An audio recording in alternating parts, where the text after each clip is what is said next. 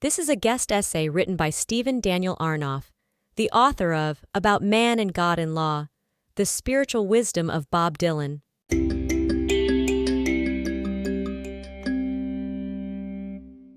When asked about the significance of his music in light of 9/11, Bob Dylan quoted the poem Gentleman Rankers by Rudyard Kipling. We have done with hope and honor, we are lost to love and truth, we are dropping down the ladder rung by rung, and the measure of our torment is the measure of our youth. God help us, for we knew the worst too young. It is ironic that the great Jewish poet of our age measured the toll of a global tragedy through the lens of a Philo-Semitic British poet of the past, who might have reveled in the anti-Jewish chaos of our own day. Let's not deny the facts. For those of us who remember 9/11, the 5 months after October 7th have felt sickeningly familiar. Despite the bravery and resilience we see all around us, we are dropping down the ladder, rung by rung. Hamas's intransigence and manipulation in dog and pony show negotiations, the hell of the hostages, the humanitarian disaster of non-combatant civilians trapped by Hamas's ploys and Israel's self-defense, the massive uptick in anti-Semitic words and acts, and, no matter where you hold politically, the reeking cynicism and incompetence of Israel's ruling coalition all mark step after step to the bottom of the ladder. There is a lot of apocalyptic talk online and at Shabbat tables these days about the end of days, for Israel, for the Jewish people, or at least an end of the golden age of the Jews, as framed by a much-discussed article by Franklin Foer in The Atlantic, titled, "The Golden Age of American Jews is Ending." Foer's essay is an important catalog of frightening trends. Most chilling are descriptions of anti-Semitic violence perpetrated by dunderheads whose false binaries of right and wrong from Berkeley to Montreal to Boston are making simply being a Jew in school, 2nd grade, 11th grade, college, medical school, a living nightmare.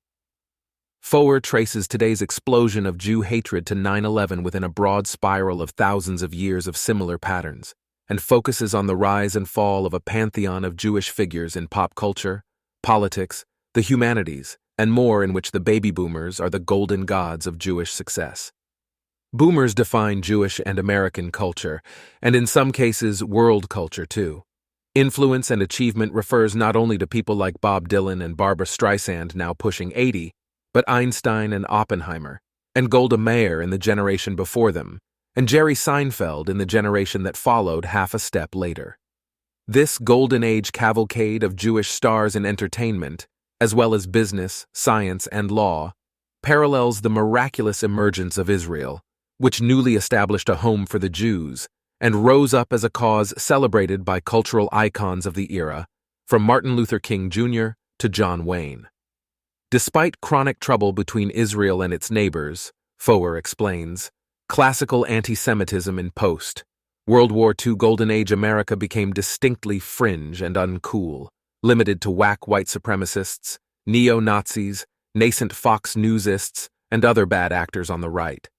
Then came 9/11, he says, followed by the financial crash of 2008, Trumpism, George Soros libels, Charlottesville, and an intersectarian woke revolution in academe poisoning the waters of the perception of Jews from the left, resulting in the tsunami of hate dumped into an entire ecosystem like raw sewage after October 7th.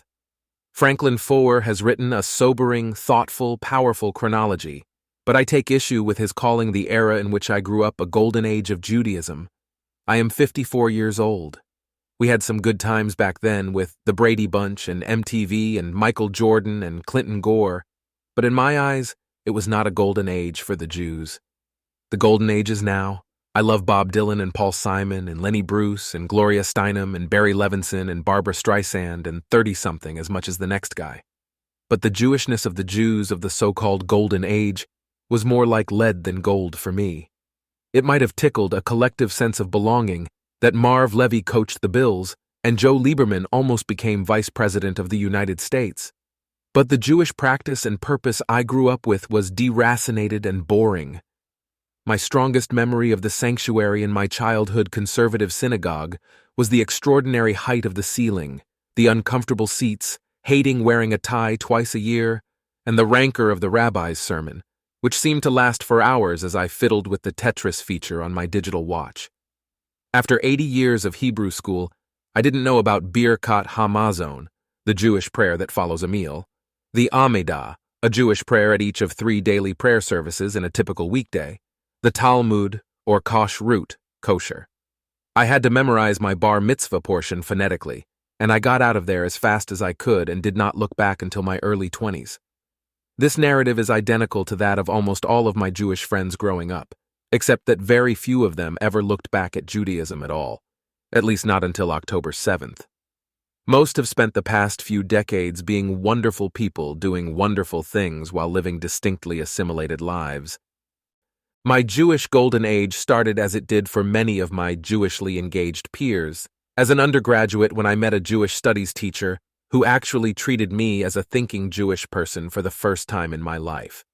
This led to coming to Israel, which led to discovering endless troves of Jewish text at institutions like the conservative Yeshiva and the Pard's Institute of Jewish Studies, Israeli co-travelers at Elul and Alma, the music of Ehud Bani, the leader Minyan, mastering Hebrew, living the Shabbat life, and then turning all of this into a career tethering between the Golden Medina, the Golden Land in Yiddish, and the State of Israel. 100 years ago, Ahad Ha'am described an import-export model of Jewish culture, and I still believe in it. Israel and the diaspora, particularly North America, depend on an exchange of ideas, traditional and liberal, sectarian and pluralist, particularist and universal, and all of the ritual, cultural, spiritual, and political forms in which those ideas appear serve both poles of Jewish life. I firmly believe there would be no Hadar or Romu or Jewish Studio Project or Lab Shul without the spiritual intellectual revolution in Israel in the 1990s. Peace seemed possible. Bibi was a bug and not a feature, the economy was growing, and large numbers of Israelis began challenging a deadened liberal Jewish life while I was still snoozing. Now, after a so-called golden age led by the boomers that was high on personal liberation and achievement but low on content, we face yet another make-or-break moment in which we must reanimate the Jewish ecosystem with nuance and experimentation even as we fight for our survival. We can say with respect after nearly a quarter of a century has passed that Chabad ran the table on Jewish engagement, modern orthodoxy grew, and the ultra-Orthodox Jews in terms of growth and power have had the most robust golden age of all, while liberal Judaism is again asleep at the wheel. We who follow in the footsteps of Ahad Ha'am and Jewish humanist Zionism have to wake up and get to work. And in what context will that work take place? Jewish people are in danger everywhere. Political failures and fractures prevail. Messianic nationalism wants to claim the entirety of the Jewish narrative for itself. Franklin Foer is right. Something dramatic is happening in our world, and it marks an end of something. But at the same time, it marks both a continuation and a beginning. I refuse to believe that we are destined to slip down the ladder and into the abyss rung by rung. I know too many brilliant thinkers, practitioners, and dreamers of Judaism making Jewish culture, ritual, and consciousness ever richer. Yes, to be a Jewish writer today may not mean that a Jew can publish the great American novel steeped in artistry and assimilation and sell 1 million copies, but the gold of this age is that we actually are carrying something of the tradition that our great-grandparents nearly lost in the pogroms of their days that led them to America, and bore the Roths and the Dylans and the Streisands in the first place. Sadly, at least as a Jewish musician and writer, I know that I missed my chance at Boomer Bingo and hitting the jackpot of cultural success without overcommitting to a Jewish identity, but I also really know what it means to be a Jew. I actually have a Jewish identity, my kids even more so. As always, I am with Dylan. My heart goes out to the young, the soldiers in the Gazan mud, the hostages in hell, the students facing mortal threats from misanthropic pawns who want to hurt them, and the innocent victims of this war, especially the children, be they in Israel or Gaza, whose suffering makes it difficult to breathe. These are dark days, but I still see a pot of gold at the end of the rainbow in our age, where more and more people combine humanism with Talmud and Torah, traditional Nigunim, Jewish religious songs or tunes, with trance, spiritual wizardry and rock and roll, and Shabbat is reimagined in tangible, teachable ways. The best laboratory to perform the alchemy of turning the lead of what bored us as kids into glittering spiritual gold is Israel, and places like the one where I work, followed closely by scores of centers of Jewish comfort and innovation all around the world. Make no mistake, we are in the fight of our lives to uphold human and Jewish values, despite the hatred of our age. But the ladder to love and truth is always near.